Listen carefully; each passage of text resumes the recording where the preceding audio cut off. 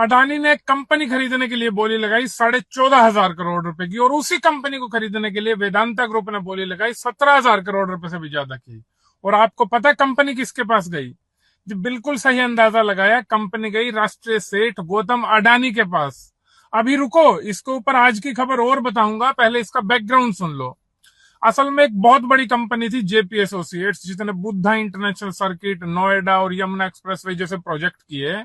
लेकिन 2014 के बाद से वो बर्बाद होने लगी और हालत इतनी खराब हो गई कि नीलामी के अलावा कोई ऑप्शन ही नहीं बचा। सितंबर 2025 को नीलामी हुई और सबसे बड़ी बोली लगाने वाले दो लोग थे, एक वेदांता ग्रुप और दूसरा था अडानी ग्रुप।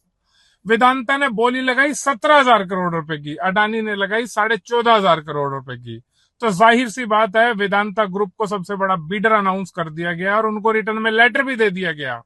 लेकिन इसके कुछ दिन बाद ही ऐसा अचानक से पता नहीं क्या हुआ कि इस बिड का विनर बदल दिया गया और नया विनर गौतम अडानी को बना दिया गया, जिसने 2,500-3,000 करोड़ रुपए कम बोली लगाई थी।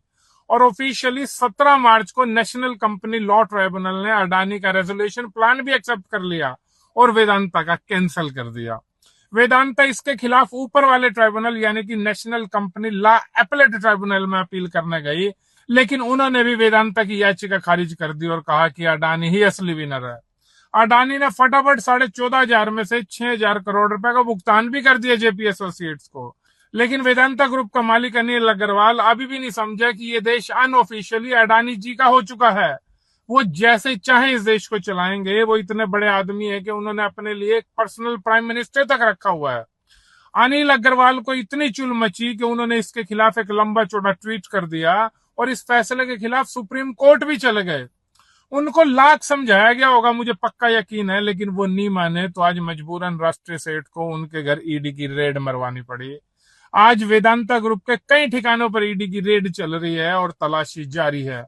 ईडी कह रही है कि फेमा यानी कि फॉरेन एक्सचेंज मैनेजमेंट एक्ट के नियमों का उल्लंघन किया अनिल अग्रवाल की कंपनी ने।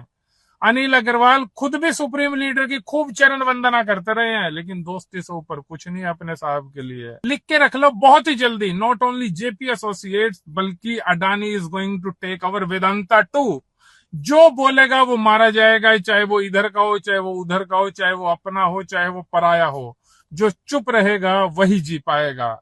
मैं तो कहता हूं कि now ED should be declared as subsidiary of Adani group. लोक लिहाज की कोई चिंता नहीं करनी चाहिए अब साहब को, बहुत हो गया नाटक। जब ईवीएम आपके पास है तो खुल के खेलो। मैं तो पहले ही अपना नारा बदल दे रहा हूं, जय अडानी जय मोदी।